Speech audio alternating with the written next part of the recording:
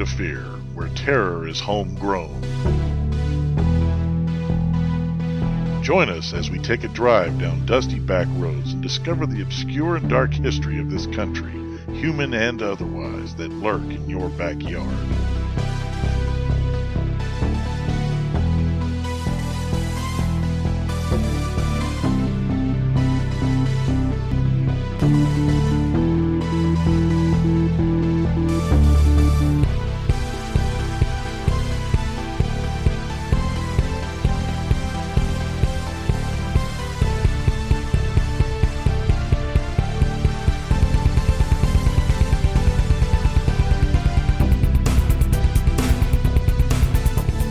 Hey there out there in the listening world. Welcome back to State of Fear. This is episode 10. I'm your host, Chris, and with me, as always, in my riding shotgun, the co-pilot, the goose to my Maverick, James. What's up, everybody? Good to be back, man. This time you live. You don't die. That's right. Yeah. I do not hit the canopy. No, you do. No, no, right. You do not. Yeah, so today's episode is on Georgia, the great state of Georgia. Georgia on my mind. Home of the peach. The place where they film Walking Dead. The Bulldogs. The birthplace of Luda. That's right. Yeah. So, and today's episode is going to be a little bit disturbing. It's on two disappearances that happened in the state of Georgia that fall within the parameters of a wider known phenomenon of the missing 411 disappearances. See, now that just creeps me out. The whole missing persons thing is one of those things that I have always, I just, something about it is just ultra creepy. And the families, they get no closure, nothing. It's just like, okay, your son, daughter, father, mother disappears and you never ever hear, see, or nothing. Just, So one of them, there is a body found, so we'll talk about that. But the thing that freaks me out the most about disappearances is not the disappearance itself, is when there's no evidence of what happened. That's freaky as shit. Yeah, because a lot of times when it's a crime, especially a crime of like passion or opportunity, there are things that happen that lead to clues like DNA or something that the authorities can follow to help build a case. Yeah, cold cases, those are very hard to deal with. Yeah. I'm sure for the cops as well as the families and friends of the victims, because it's like, what do? We just have to sit here and take it. Right. We have nothing. We have no closure, and no relief, because it will sit there and torture you probably for the rest of your days, especially if if you're a parent. Absolutely. That'd be horrible. So we're going to go over the David Blake and Christopher Thompkins disappearances today. However, before we get into that, let's discuss a little more about Missing 411. James, are you familiar with Missing 411 series of books? No, I am not. Okay. Another learning experience. Here we go. Another learning experience for you. So this is it's a brief little rundown of the history of it. So Missing 411 is a series of self-published books written by David Paulides. Now, he is a former police detective who is now an investigator and writer known for the self-published books and other books that he's published as well, not doing with Missing 411, which, oddly enough, are more about proving the reality of Bigfoot. Oh. Yeah, so he's a Bigfoot enthusiast. Sweet. In the Missing 411 books, in which he documents the disappearances of people in national parks and elsewhere. So the books are all about, for the most part, they're about the vast multitude of people that go missing in national parks. Okay. Now, he received his undergraduate and graduate degrees from the University of San Francisco, and in 1977 began a 20-year career in law enforcement. And in 1980, he transferred to the San Jose Police Department, working in the patrol division on SWAT team, patrol, and street crimes units. Nice. As well as a variety of assignments in the detective division before he retired early in 2011. So needless to say, this gentleman is experienced. He is. He knows his shit. And knows his stuff, absolutely. Yeah. His Missing 411 work began when he was doing research in a national park, and an off-duty park ranger found him and expressed concerns about the questionable nature of some of the missing person cases which occurred in the parks. The ranger knew Paulides' background and requested for him to research the issue. Paulides obliged and asserts that he uncovered multiple lines of evidence suggesting negligence on the part of the Park Service in failing to locate the missing people. It seems that the Department of Justice keeps a database, the National Missing and Unidentified Persons System, but reporting missing persons is voluntary in all but 10 states. Really? Yes, and law enforcement and coroner participation is voluntary as well. Now, how in the hell do you know if somebody's missing? How can you be, just thinking about it objectively, how the hell can you just be forced to? What if somebody just hauls ass? They don't like you, they take off, then you're obligated. Okay, your husband takes off. Right. So you're, after 24 hours, you're obligated to report him as missing. Right. Even if he's leaving because he don't like your ass. But if that's the case, then there's usually some sort of tells. Like they do interviews of people who knew the missing person, both family and friends, and at that point, cracks start to come out. Yeah, and people start to if it's in that situation that you're talking about, he most likely had one or two people that he confided in about him not being happy, and he didn't want to be in the house or the relationship anymore. And so at that point, when they get to interview those people, the cracks start to come out, and then, they might find out, okay, he just wasn't happy and just wanted to start a whole new life. Okay. So that's strange, but how would law enforcement even, use double word usage, how would they enforce this law? Yeah. How would they know, hey, this some bitch missing? How do they know if it was a voluntary? Yeah, exactly. Yeah. How would they even enforce that? That's just weird. Yeah, it's. I'm sure it's a whole bunch of red tape. I'm sure it is. Whole bunch of red tape. So a lot of the missing people are also missing from the database. Now, he broadened his investigation to include missing people from across the world, and this led to his belief that he had uncovered a mysterious series of worldwide disappearances which defied logic and conventional explanations. He has weeded out cases of animal attacks and human predators and focused instead on very specific criteria that seem to defy explanation. So he's taken out any type of evidence or leads that would lead to serial killers, natural wild animals. Okay. If they were on drugs, or the area was known for drug deals. Gotcha. And maybe the person who went missing either was part of that deal or just an innocent bystander who came upon the wrong place at the wrong time and was buried or taken away. Right. He buried somewhere where they'll never find them. He weeds all that out. Okay. So he does not take on those. He takes on the other ones that do not. Now, a lot of the ones he takes on are kids. Yeah. Younger kids. So, wow. Yeah. Missing in the national parks. Huh? Yeah. Often the victims are children whose bodies are later found in seemingly impossible locations. He's quoted as saying, quote, "Sometimes these kids that I write about are found, like a 2 or 3 year old, are found 10 to 15 miles from the point they were last seen, or they're found 5,000 feet higher in elevation than where they disappeared." Yeah. Pilates says, Go ahead. I was going to say, crazy, right? Damn, that is nuts. That's nuts, yeah. Pilates says, as a parent, you'll know my kid wasn't going to make this distance in that amount of time or climb the elevation this period of time. So it doesn't make any sense. Eagle? Could have been, yeah. I know that sounds small enough kid. Crazy, small enough kid. The Eagle's got like a 6-foot wingspan. Could have been a cougar. Powerful. Could have been a cougar, picked it up and dropped it. Carried him off, yeah. But a lot of times what happens is when they do find the kids and they're alive. And you did actually say that they weed out the whole animal factor. Because if an eagle snatched up a kid, unless he was wearing a backpack and the eagle was carrying him by the backpack, I know this is overthinking it, but still, And there'd be signs. There'd be claw marks. Yeah, right. Or exactly. if a cougar grabbed him, there'd be bite marks or and whatever. you could ask the kid, if it was a kid who had the abilities to speak, you could ask him, how he got there, and he would at some point figure out a way to tell you, he was carried by an eagle. Okay, so these are not necessarily always dead bodies; they're just misplaced, right? Lost kids. A lot of the kids that they find that are alive and able to speak, they are not able to recollect how they got where they ended up at. Yeah. I'm wondering if perhaps his Bigfoot stuff will come into play here. It's one of many theories. Many theories. This is going to be interesting.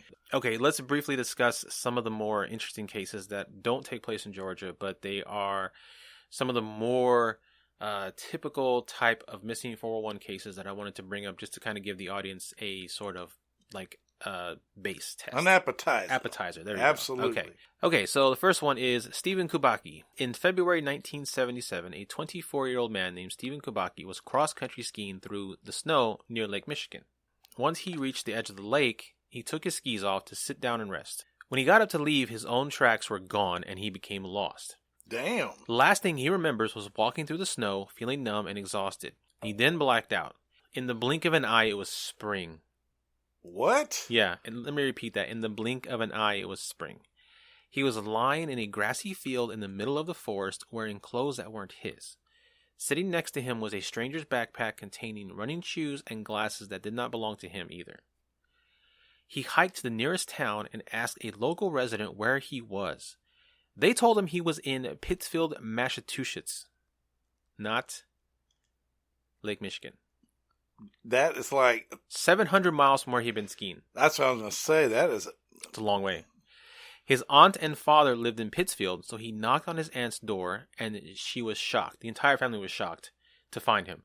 They hugged him, and they asked where the hell he'd been. Come to find out, he had been missing for 14 months. Holy hell. Over a year? Over a year. And ended up 700 miles. And he has no idea where he was this whole time. When Kubiak had first gone missing, the search team found his poles and skis at the edge of the lake. There was only one set of footprints leading towards the water, but none walking away. They could only assume that he drowned himself in the freezing lake. That would be a good assumption because the skis were there. Oh, absolutely. But he wasn't, and there was a lake there. So yeah, he had been missing for so long that everybody assumed that he was dead. Well, I would too. Now, the official explanation is that he had amnesia, and he went wandering in a fugue state. But even doctors are baffled by this case. It's incredibly rare for someone to lose their memory of such a large chunk of time, and it still leaves many unanswered questions. His story was included in a psychological case study in a book about amnesia, but even experts have been unable to figure out what happened. That is extraordinary, actually. That's something else. It's crazy. I know. Yeah, that's these are the kind of cases. Quite a gap. 14 months. I think there's like 8 or 10 different books, and they all have cases like this. All right, the next case is Danny Philippidis. In February 2018, a Canadian man named Danny Philippidis, and I think I'm butchering that last name, but sorry, was on a ski trip with his friends in New York. So already I see a common denominator. Don't go skiing. Yeah, apparently these guys are skiing under low branches and knocking themselves senseless. Maybe. Who knows? Don't go skiing. It was around 2 p.m., and they had been skiing for hours. They were getting ready to go into the lodge, and Danny said he wanted to go on one more run down the mountain before their lunch break. One more run. I'll be back. Sure. By 4 p.m., Danny was failing to return any of their calls or texts, and the friends became concerned. They began searching for him, and after being unable to find him, they told employees at the lounge that he was missing. A team of 130 people scoured the mountain without finding him. 6 days later, his wife received a phone call. She didn't recognize the number, and it sounded far away and staticky. It was Danny's voice. He was incoherent and confused, and then hung up the phone.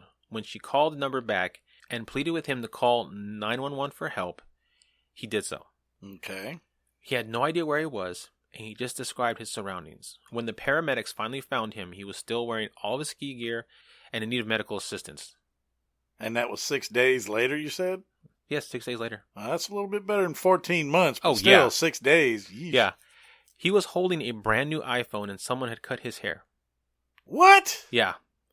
Somehow he ended up... I like my color commentary. I just pipe in with, damn, what? So let's remember, kidding me. He was skiing. No. He was skiing with his friends in New York, but somehow he ended up in Sacramento, California. What? At the airport car rental depot. 3,000 miles away in 6 days. Uh-huh.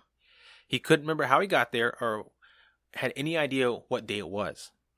When he learned where he was and how long people had been looking for him, he got overwhelmed and emotional. The leading theory is that he was kidnapped in the back of a big rig truck, but no proof has ever surfaced of that. Well, wouldn't he? And he has no recollection, obviously. Yeah, he says he has no idea how he got there or even what day it is. Yeah. Wow. Okay. So far, there's 2 people who showed up alive. So let's see what we got here. Next case is James McGrogan. In 2014, a medical doctor named James McGrogan went on a split snowboard trip with friends in Vail, Colorado. Again, don't go skiing, peeps. What is it with skiing? I know. Ugh, man. Not many people have heard of split snowboarding. This is a sport that's a lot like cross-country skiing or hiking in snowshoes. He came prepared with a cell phone and a satellite GPS system, so he was ready. Okay. He was much faster than his friends, so he said he would wait for them at the next stop. Big mistake. So that's how it happens. You never split up when you're doing stuff like that. It's Exactly. really stupid. Exactly. Safety tip, folks. Stay in numbers. Absolutely. They lost sight of him and never saw him at any of the stops along the trail. When the search team went looking for him, they found no tracks in the snow that veered off the trail, so they had no idea where he could have possibly gone. 5 days later, his body was discovered 4.5 miles away, quote-unquote, as the crow flies, straight down, which was more like a 14-mile hike, as he would have to climb up mountains in order to get there. Good Lord. His body was found by 2 hikers at the bottom of a frozen waterfall. Now, the search party had gone over that area multiple times before, but had never seen him until that day he was found. Maybe they dumped his ass after the, that's probably foul play. Now, that's another indicator in these cases, is that you'll hear that they will be found in a place that was thoroughly searched many days, weeks, and months prior. Yeah. But then they'll be found in that exact space. And a lot of times it's not, except with the exception of the first 2 cases, a lot of times it's not too far from where they disappeared. Wow. Okay. McGrogan was mangled in a strange position. His skull was crushed as if he had fallen from the sky. He was still wearing the full ski outfit and helmet, but there were no boots on his feet, and he had taken off his gloves. The search and rescue team later found his discarded split snowboard, but they never found his boots. His cell phone and GPS were still working, and he packed a backup battery as well. They tested the area where he was found, and there was in fact a cell phone signal. Okay, so were they able to track it? Yet he never called anyone for help. Oh. The police determined that this is an accidental death and closed the case. 4.5 miles over rugged terrain is an accidental death. Yes. Especially off the course where he was going with his friends, knowing that there's no way they would have known that he was going to veer off this course. Right. That and a crushed skull at that. Weird, right? It is weird. That sounds like something just snatched him up and flew off with him and then dropped him. Dropped him, right. Yeah. And then he didn't have time to call. No. That's the thing. Whatever happened, he did not have any time to make any phone calls because he had cell phone signal. He had a GPS satellite phone or GPS satellite. He had no time to make any sort of plea for help. So it had to be like quick. Yeah. Now, although tragic, this is very intriguing stuff. Yeah. I mean, it really is. Okay. Keith Parkins. In 1952, a 2-year-old boy named Keith Parkins went missing from his home in Ritter, Oregon in the middle of winter. He had been playing outside with his jacket on, but he was far from equipped to spend the night outside alone. His family and a local search party looked for him immediately. They could follow his tiny footprints up to a point before they completely stopped. Oh, man. There were no other animal or adult tracks nearby. 19 hours later, they found Keith. He was about 15 miles away. He had taken off his jacket and was laying face down in the snow on a frozen pond, but he was alive. Really? When they asked him why he had run away and how he survived, he said he didn't remember. Now here's a more interesting footnote to that story. Survival expert Les Stroud filmed a segment for the Missing 411 documentary to demonstrate just how impossible it would have been for 2-year-old Keith to walk as far on his own as he did, especially at night. Oh, this was at night, too? At night. Oh, geez. Owl. To this day, no one is exactly sure how Keith survived the night, and we may never know. You may never know, and how he got there, I'm sorry, I'm going to have to say large predatory bird, possibly. Large bird? Yeah, because even large owls, these giant hoot owls, they got like 4 to 6 feet wingspans, and they're very powerful birds. He was a 2-year-old, so he was probably small. I know I keep bringing up birds, but these people just going from one spot with no tracks to another spot all that time away. It's either going to be some other flying creature, a UFO, or a giant bird of some sort. It's got to be something. Yeah. They don't just get there. Maybe it's a skookum. The skookum. You never know. All right. The last case we're going to go over for this segment is Dennis Martin. It was Father's Day weekend, 1969. 6-year-old Dennis Martin was at Smoky Mountains National Park with his brother, father, and grandfather. They camped out for the night, and the next day a man approached Mr. Martin asking if his sons wanted to play with his kids since they were about the same age. Dennis's father agreed, and the children started a big game of hide-and-seek. Dennis's father kept his eyes on his son from a distance. Dennis hid behind a tree, and when the other kids jumped to reveal themselves, Dennis did not. His father got up and ran over to where he had last seen his son, and he was gone. The Appalachian Trail was nearby, so he ran at full speed for 2 miles, yelling and calling for Dennis, but he couldn't find his son. They called park rangers and spent all night looking for him. The search for Dennis Martin became massive. FBI, Green Beret, park rangers, and local volunteers searched for 6 weeks. Wow. The only thing they found belonging to Dennis was one sock and one shoe. Oh, that's sad. They never found a body. And so they never did find him, huh? Paulides conducted interviews and dug through files with testimonies the Key family had been camping in the park the same weekend, and they asked park rangers where they could go to see bears. They were told where to go, and when they arrived, they reported hearing a scream. The child pointed up to the top of the hill, saying that he saw a bear. The father said it looked more like a scary-looking, wild, hairy mountain man dodging behind trees while carrying something over his shoulder. Oh, boy. Scary. Now, I have heard of that, too, the big feet. Well, we've heard several different theories of big feet. Some of them are cannibalistic. Some of them are they just abduct and induce, what's the word I'm looking for? They abduct and... They bring them into their circle, basically. Oh, okay, their family unit. Try to integrate them with them. Integrated. There you go. Yeah. All right, yeah. So that's your introduction to Missing 411. Man, that's a hell of an introduction, brother. Yeah.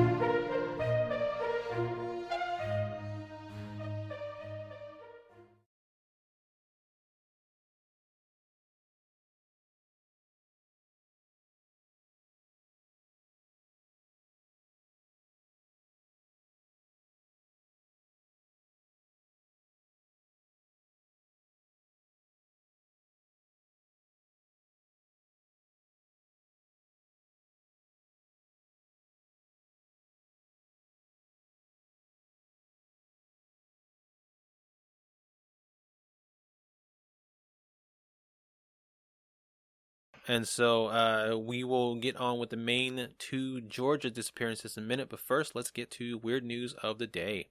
Absolutely. I have got a good one today, and this is for all you clown fans out there. Oh, joy. Today's weird news is titled Documentary About Real-Life Pennywise is More Disturbing Than It Chapter 2. Now, I got to say, It Chapter 2 was not that disturbing. No, it was not. First one wasn't too bad, but the second one was not disturbing at all. But, yeah, this story is rather strange. It is written by Daisy Phillipson in Entertainment. Remember a few years back when the killer clown epidemic swept across America? I do. One of those at the center of the saga was Wrinkles the Clown, a character created by an unidentified performance artist living in Naples, Florida. Man, we should have done this last week.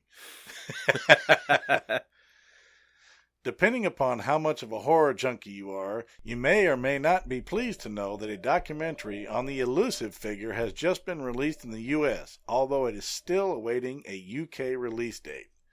And let's just say it makes It Chapter 2 look like My Little Pony. My Little Pony. It's not too hard. You've probably already heard of Wrinkles. I actually have heard of Wrinkles. Have you now? I did. I heard something about this strange dude. This is actually a true guy that was walking around. He's very odd. Having first made online fame after a grainy black and white video showing him emerge from underneath a child's bed went viral. I have not seen that. He was actually, I think, I could be wrong, but I think he was captured on several surveillance going into people's houses and stuff and doing creepy shit. Now, the video itself is of pure nightmare fuel. I mean, this is nuts. And it only went on to creep out all the locals in Naples, even more when they started spotting Wrinkles IRL across the city. You know what that means, right? What's that? In real life? Yeah, okay. Yeah, in real life. He's going to read it as he sees it. I'm going to read it as I see it. All right, go on. Meanwhile, hundreds of posters and stickers with his ghoulish face and phone number were posted around. Really? He's going to leave a phone number. It's a calling card, man. But he's going to go in houses and then leave his phone number? That's pretty stupid. That's how you hire him. With the documentary proving that you can still hire him to freak out your kids if they are misbehaving. Now, wait a minute. Isn't that what Krampus is for? But he's only for Christmas. I guess. This is year-round. That's true. He's 24/7. 365, buddy. Well, take it back. Right. 364 because Christmas belongs to Krampus. Well, go on. Now, see anybody that would do that, though, that's a little bit pushing it, but, maybe in our day, Yeah. Generation X would have done this to their kids. Oh, hell yeah. Wrinkles doesn't just get requests to scare children, as he's been inundated with messages from women and goths. And just like women and goths, not women and men or women or women and goths. The anonymous performer behind Wrinkles told NBC, "I've got women calling me all the time, young ones too, like weird goths with chains and stuff. I've had enough psycho women in my life already. That's why I'm divorced." Of course he is. Of course. I just want to have fun. So let's dress up like a clown and walk around and creep people out. Because that's fun. Have a good time. Make a little extra money on the side. Have a little fun before I die. And then they got this creepy-ass picture of him carrying a child as sleeping. That does not look fun at all. I'm sorry, that's disturbing.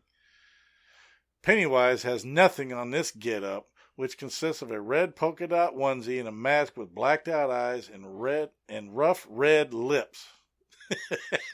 Jeez. As is shown in the documentary trailer, as you've expected from someone who's spent their free time scaring the living crap out of kids, not all the feedback is positive. Quote, "You're scaring little people that can't defend themselves," shouts one man down the phone, while another says, "I'll take this baseball bat and beat your brains in." Yikes. Wow, that's violent. Yeah.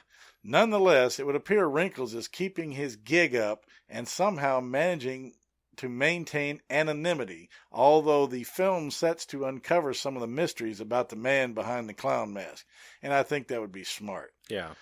Wrinkles the Clown was released on 4 October 2019 in the U.S., with filmmaker Michael Beach Nichols insisting that the main character isn't a work of fiction. That's great. I like non-fictional scary shit. Yeah, me too. He said, and I quote, "I think the big part of the primal fear of clowns comes from their traditional access to children. Here's a stranger, usually a man, wearing brightly colored face paint to conceal his identity. We don't truly know who this person is or what his motivations are." And this is also very true. "In the terms of Hollywood, I feel like there's something incredibly intriguing and rich about the light and dark duality that exists or that might exist in every clown." Now that is a weird story. But he Again, was Florida, man. Why is he Florida. not in jail, though?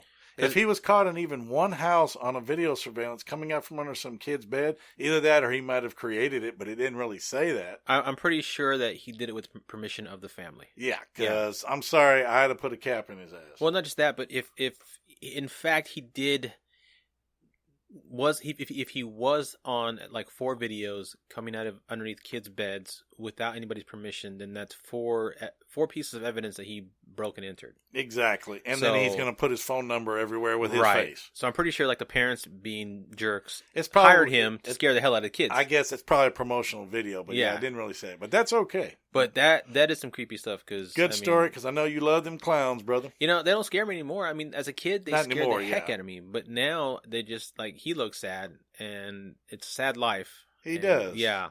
I want to go and get him like a balloon or buy him a cup of coffee or something and say, "Hey, man, it's going to be all right." I said, "Look, the first thing you got to do, move out of Florida. Florida's a terrible place." Yep. And clowns are widely mistreated by, like, older people. Oh, yeah. Like adults and young, older teens and stuff like that come across them. They dog on them and give them a hard time. Like the Joker. Like the Joker. Good example. The Joker movie was a good example. All the way work of fiction. Right. They get assaulted. They get knocked down. They get mistreated. So generally clowns are a general sad bunch, I would say. The only time they're not is when they're in the circus. Yeah. I think kids like them in the circus, keep them far away, but they're still there. They can, laugh at them, enjoy the ridiculousness or whatever. Yep. Don't have a clown at your kid's party. That is not fun. That is boring. No, it is not. Unless they're itty bitty. Balloon animals, squeaky toys, stuff like that, whatever. But yeah. But also, let's not forget another clown that did children's parties that was not very fun. John Wayne Gacy. John Wayne Gacy. Yeah, he did that to target people. So yeah, you got to watch that stuff. Yeah.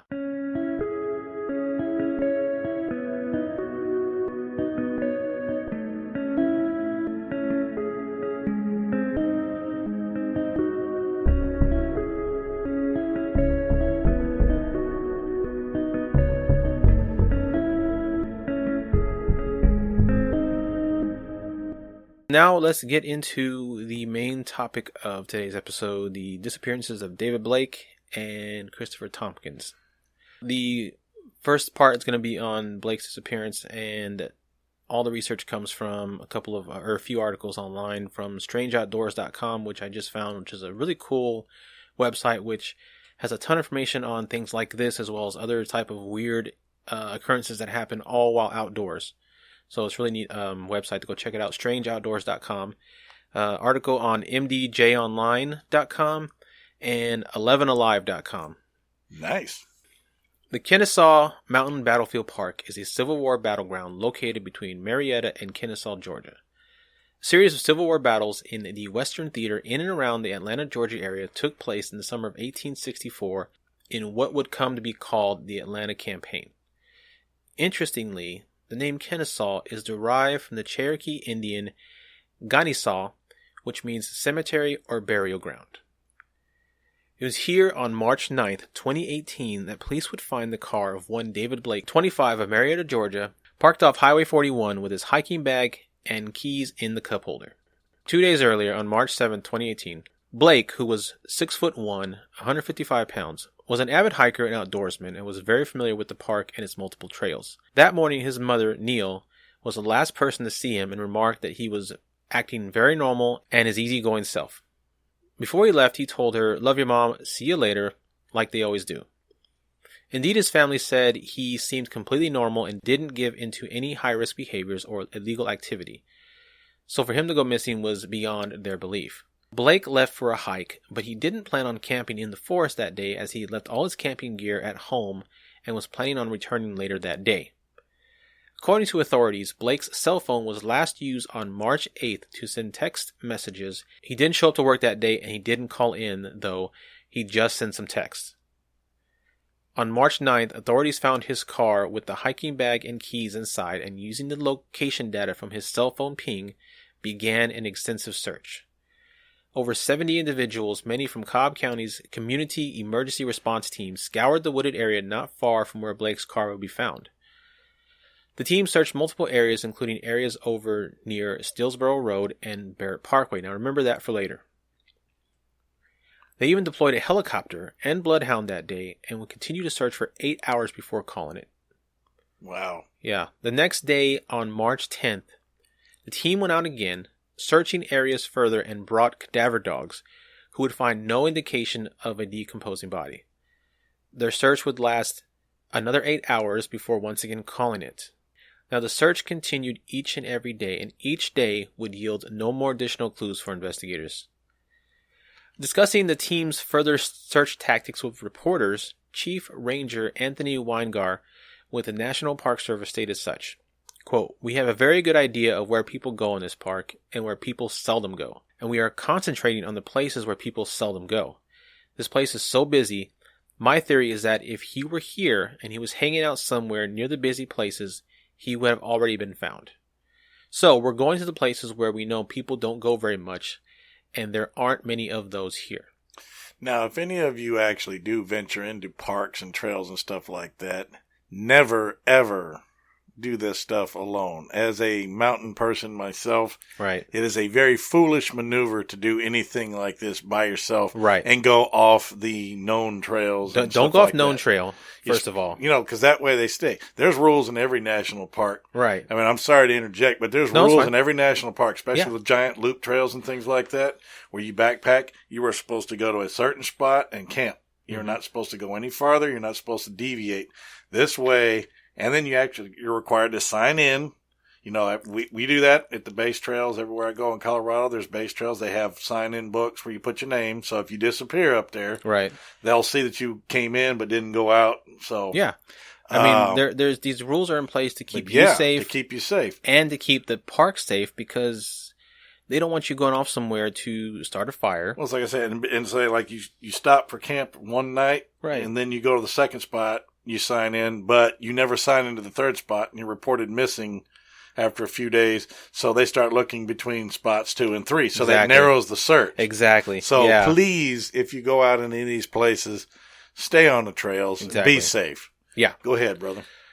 Chief Ranger Anthony Weingart with the National Park Service sat down with Blake's family at the end of the 7th day, Thursday, March 15th, to inform them that this portion of the search was coming to an end based on a lack of new evidence. He told them thus, quote, "This is all the evidence we have, including concrete solid evidence and Facebook tips and everything else. We have exhausted all of that. We haven't come up with anything new, any sign that he is here. He has left no evidence that he is here with the exception of his car," end quote. On-duty park personnel would continue the search the next day, Friday, March 16th, but that would be the very last of the official search for David Blake. 7 months later, on October 22nd, 2018, a park goer found a set of remains while hiking off a trail near Stylesboro Road. On October 24th, the Cobb County Medical Examiner's Office would positively identify the remains as being those of David Blake. Foul play is not suspected in his death, but a cause and manner of death is yet to be determined. Okay, just depending upon the condition of the body, of course. Sometimes if flesh and stuff, it decomposes, 7 months outdoors. Yeah. So you wouldn't, in a lot of cases, be able to tell if there was an actual bullet wound or a stab wound. Or a bullet wound, you'd be able to tell if it pierced if it a bone. hit a bone. Right. Yeah, they'd be able to tell that. But then if it's out there, animals are gnawing on it or something like that, there's no telling. Go ahead, sorry. No problem. No, that's fine. Now, the remains were found in an area that the team had thoroughly searched 7 months earlier, and yet no clues were found, even by cadaver dogs. Which means he was dumped there later. Sorry. The question remains, what caused David to go off the trail that day on March 7th, 2018? Bigfoot. I'm sorry, it's always Bigfoot. That's the answer to everything. I'm just saying, but from now on this show, the answer to every question is Bigfoot. But look, there's a common thing between all the stories you've made so far. Yeah. First of all, don't go skiing. That's that's the first one. Rule number one, don't go skiing. Especially alone. Yeah. Like I said, never do anything like this alone. No. Always have somebody with you. Be safe. But the fact that every single one of these, the body was found or whatever remains were found, were in areas where people had already searched. Right. A lot of them. I mean, I know there was the one case of the guy that ended up 4.5 miles over rough terrain. That's an exception.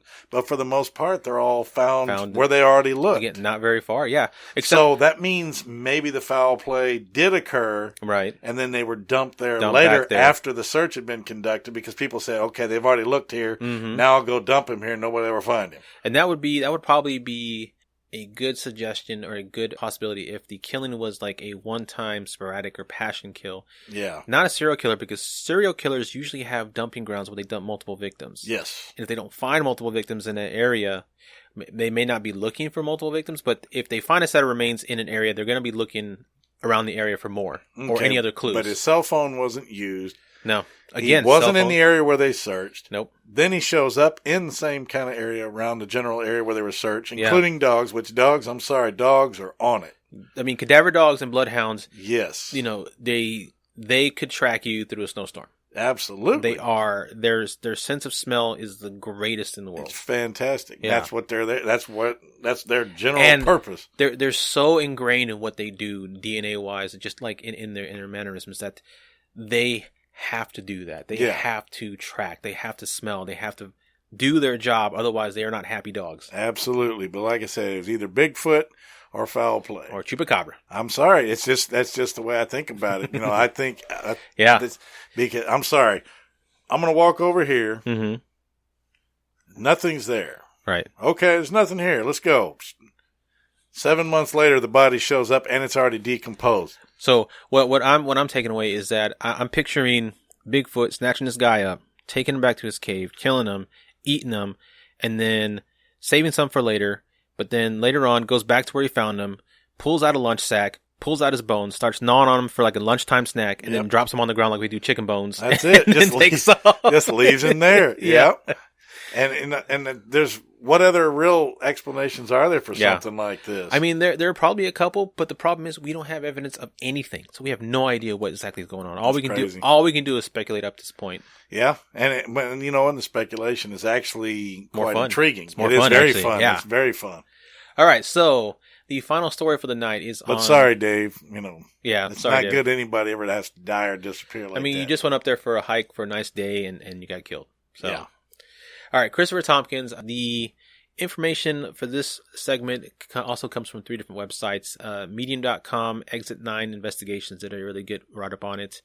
Vistoramicjourneys.com, and one of my favorite podcasts, mysteriousuniverse.org. Yes. There was an article on the bizarre vanishing of Christopher Thompkins that also I got information from as well. Sweet. All right, so Christopher Thompkins. The morning of Friday, January 25th, 2002, was a day like any other for the Thompkins family. Anne Mackenzie Thompkins was already up when her son, 20-year-old Christopher, got up and got ready for work. Christopher kissed his mother goodbye and left at 8:10 a.m. for his drive to work. Chris had a job as a surveyor and met up with his 4-man crew and began their survey walk along a lightly wooded area off County Line Road near Highway 85 in Ellerslie, Georgia. Probably butchered that, but okay. Yep. The men walked in a linear fashion, one behind the other, with about 50 feet of space between each one, and all were walking in the same direction, with Thompkins being the last in line. Of course he was. You don't want to be first, you don't want to be last, you want to be in the middle. So if somebody's going to get snatched, you're not going to grab the guy in the middle. Exactly. Now the men talked as they walked and worked, keeping conversation at a regular pace. Each man had eyes on the one in front, but around 9 a.m., the surveyor in front of Thompkins glanced back and was surprised to see him gone, even though they had been conversing with Thompkins just moments before. The men stopped their work and quickly began searching the area Thompkins was supposed to have been in, but he was nowhere to be found and could find no clues as to what happened to him. Weirdly enough, his co-workers didn't even call their boss to report him missing until 1 p.m. 4 hours later, then calling 911 to report the disappearance. Weirder still, no one called his mother Anne to inform her of her son's disappearance until 4:15 p.m., 8 hours after he disappeared. Well, they were just looking, 8 hours is not a huge time frame, but then I could see how, somebody would be concerned enough to say, hey, we're looking for your boy. Just a quick call. Say, hey, he disappeared. We're looking for him. We'll let you know what happens when we find out. Absolutely. Even though they waited 4 hours to call his mother, they still informed her that she would have to wait 24 hours from the time of disappearance to file a missing persons report. Which I think is crap, personally. I think so, too. 24 hours is way too much time. Way too much can happen. And you can make somebody disappear permanently in way less time. I'm sorry. That's just wrong to me. It's common, law enforcement knowledge that you only have 48 hours from the time of an incident to get the vast majority of information and clues. After that, the trail starts going cold. That's it. So if you have a missing person who you can't report until 24 hours later, you've literally cut your time in half. Absolutely. And that's just not smart. Finally, on January 26th, a search party was formed with his friends and family and volunteers. Over the next week, only 4 items of Chris's would be found during their initial search. Hanging on a barbed wire fence in the area Thompkins was last seen, members of the search team found one of his work boots hung up with specks of blood on it. Oh boy. On the grass near the boot, they found his work tools, a blue fiber from his work pants, and 12 cents. A weird random assortment of stuff. Yeah. A more intense search was launched, but with these 4 clues, the search for Chris would quickly go cold. Obsessed with UFOs and extraterrestrials? Convinced there's a chupacabra in your backyard? Is your doppelganger ruining your life? Do you love all things haunting related?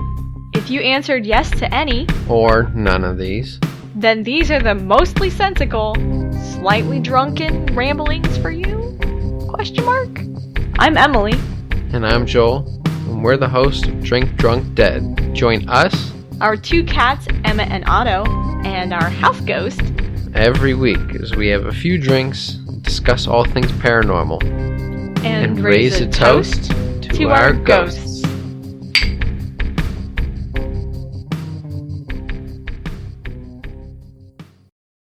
At one point, the police and Chris's boss believed that he just walked off the job site and left his belongings behind. His boss even began making statements about how he had been acting quote-unquote strangely before his disappearance, though his mother denounced this and said her son was acting completely normal that morning. Many of his friends and family backed up his mother's claim, stating that he was a very level-headed individual, very happy, and his co-workers said that he was a hard worker. Also, if you decide to just walk off the job site or walk off to start a new life or whatever, why would he choose those items to leave behind, especially 1 shoe and 12 cents? Maybe to throw the authorities off the trail. He could have had shoes under the boots. They could just work boots, and he slipped on some other stuff, left a few items to throw him off, and then took off. The idea was floated that his co-workers killed Chris and disposed of his body in the woods or even in a body of water nearby. That was another thought I had, that maybe it was an accident during surveying. You use tools and things like that, and you're out in the woods, and I don't know. I'm of course nothing sharp. It's just a damn... But still, you can kill with anything, though. Yeah. Really. But maybe they had something against him or something. In fact, there are 3 lakes found within 1 mile of the location of the disappearance. Now, some believe that since his disappearance was not reported for 4 hours, that would give them plenty of time to do so and come up with a cover story. It was also said that clues found on and near the barbed wire point to Chris being lifted upside down over the fence, and that it would take at least 3 people to do so, or a very strong creature. What they state is that because the tools and the coin was on the ground, and there was a boot on the barbed wire, that he was picked up and turned upside down with the coins falling out of his pocket, his work tools falling out, and then the boot got stuck on the fence as he was being dragged over the barbed wire. He could have also quickly departed, tripped over the barbed wire, like you said, got flipped upside down, dropped the coins, cut his leg, got blood on his boot, and his boot snagged and fell off, and he just kept hauling ass because he wanted to get away for some reason. True. But why? Exactly? And another thing is, why did they wait 4 hours to report him missing? I would have called the boss right away and said, "Hey, Chris is gone." Yeah, I would have too. Yeah. Immediately. I know. I mean, it's like you said, and the 4-hour wait time made them suspect. Seem suspicious. This was quickly dismissed, however, and none of his co-workers were questioned, as there was no evidence of foul play and no motive for killing Chris. The case would get a slight revival several months later when his other work boot would be found on the other side of the private property, some 3,770 feet from where his first boot was found. That's a half mile, a little more than a half mile, actually. This would be the last clue or lead of Christopher Thompkins to date. Oh, boy. As often happens with strange cases, weird theories seem to pop up. Some of those include the following. That he stumbled upon some sort of illicit occurrence which involved law enforcement, stating that he came upon some sort of drug deal or something, and law enforcement was involved, and they covered up the fact that he was killed and buried. He was snatched and carried off by something with great force and power, as in a Bigfoot, UFO, etc. Bigfoot. He found a vortex, a rift between dimensions, fell through to never return. Now, Dark World. Yeah, much, 9 realms line up all of a sudden that day. You know what it is? He's a slider. Remember Sliders? Yes. The TV show? Yeah.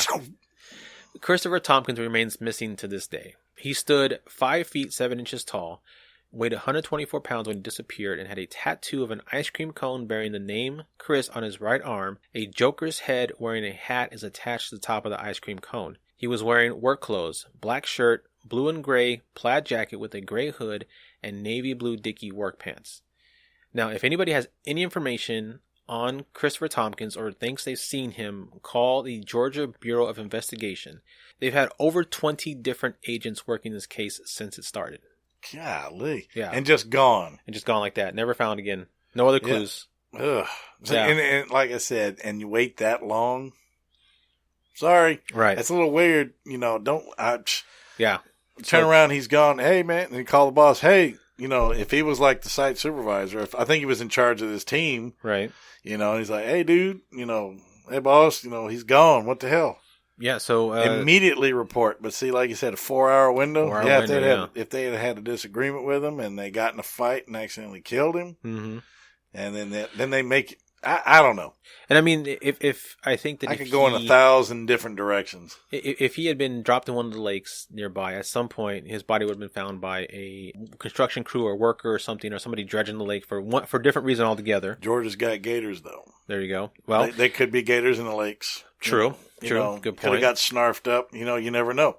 But his other shoe was found on the other side of the field from where he went missing. That's true. So if he was in fact killed and buried on that ground, at some point the farmer would have found him when he was tilling up the field. And there was also this thing, if foul play is if somebody's going to do something to somebody, the last thing you're going to do is leave traces of them around. Right. You're going to scoop them up and take all evidence. And not only that, but there's usually a motive to do it, especially when you talk about like a coworker or somebody you work with. There's usually some sort of a motive for wanting to do that, and the motive is either it's either passion or monetary. Yeah. There seemed to be neither in this case. None. There was no reason he wasn't having any sort of affair with any of his coworkers' wives or girlfriends.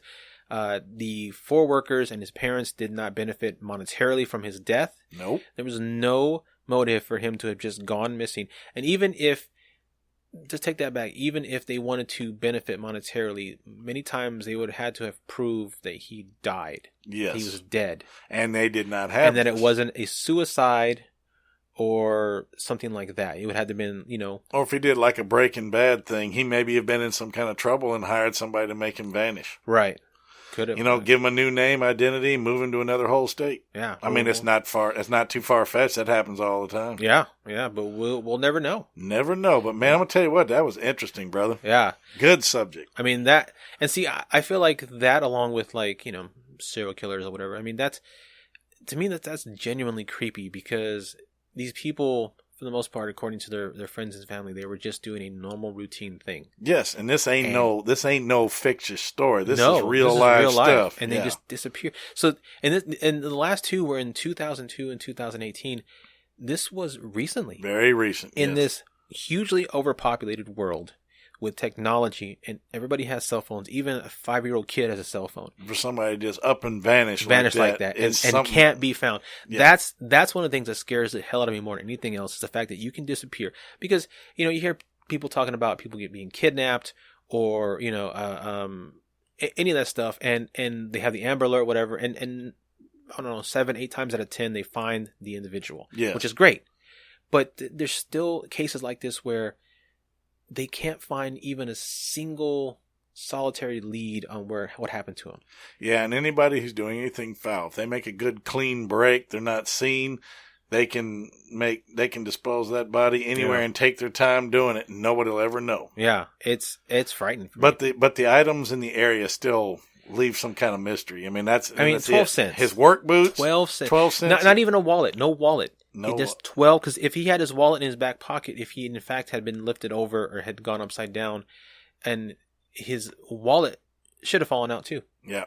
But no wallet, just 12 cents. I might chalk this one up, just my personal opinion, I might just chalk this one up to I wanted to change my life and disappear. Yes, he was in good with his mom and stuff like that, but when you have that kind of circumstance, it's easier for you to it's easier for you to perpetrate something like this and the story go that you just disappeared rather than, well, he hauled ass or he did this or he could have been into something. Nobody knows. So my question to that is, how did he disappear?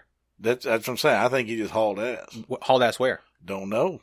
Because they were walking along a road. Mm-hmm. Next to them was a very large open field. If he had taken off the haul ass, they would have seen him.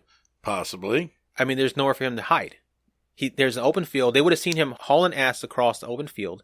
If he had turned to go down the road to disappear, they would have seen him running down the road. I don't know. They're the same 4 jackasses that took 4 hours to report him missing. Yeah. So who knows? They could have kept walking for a half a mile before they looked back. Well, I mean, according to their report and what the story says, he literally had turned around a second before and he was there, and then bam, he was gone. Yeah, I know it's all opinion, but like I said, he was the last in line. Yeah. He may have done that by design. Saying that, they could have claimed that he disappeared. Yeah. That early in the morning, but he actually disappeared, I don't know, later. Yeah, because, I mean, if it was an accidental death, of course, they'd have called immediately. They would have said, hey, Chris is dead. Mm-hmm. We need an ambulance. Please send the cops. Right. We had this, that, and the other. We don't know what happened or whatever. But then again, it wouldn't make sense for them to say that because if it would... No, but I'm saying that's just a theory. No, not that. I'm saying. But I'm talking about the time difference. Like if he had disappeared at 1:00 when they called. Yeah. Then it would have benefited them to say that he disappeared at 1:00 as opposed to them sticking to the story that he disappeared around 9, because that makes them look bad saying that he disappeared at 9 when they didn't call till 1. Exactly. So it would have benefited them more if they had killed him at 9, right? and then decided at 1 o'clock they buried the body, threw him in the lake or whatever, set up some clues, and then decided, okay, let's call the boss and say he disappeared. We don't know what happened to him. It would have benefited them to say he disappeared at 1 o'clock. Well, I'm sure they dragged those lakes too. Yeah, they probably did. I'm sure they grabbed them because if any foul play is suspected, they have to eliminate all sources. And one of them would, of course, be 3 lakes within a mile of this place or whatever. Yeah. They would definitely drag it, I would think. They would have to have, yeah. Yeah. Yeah. So, Bigfoot. Yeah, I'm going Bigfoot. My answer for all these is just Bigfoot. That's right. Yeah. All right, James, well, why don't you tell the fine folks at home where they can find us? All right. Well, folks, if you want to hear our show, you can go to the fourthhand.com network. Great assembly of shows there. Great people. Check out all the cool shows. Subscribe and like them. Give them a shout out. See what you think. You can also find our other podcast there, What the Suck.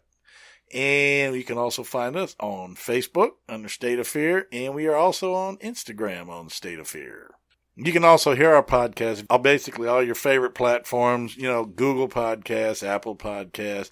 We've actually gotten some ratings finally, and we appreciate that. We love it. So if you get a chance, go subscribe. Go rate and review. Give us a rate and review, please. Yeah. You can also hear us, like I said, we're on CastBox, Spotify, anywhere you listen to your podcast. We are pretty much everywhere. All right, guys. Well, this has been fun as always. And James, I look forward to next week's episode and a new state and a new topic. Absolutely. Bigfoot.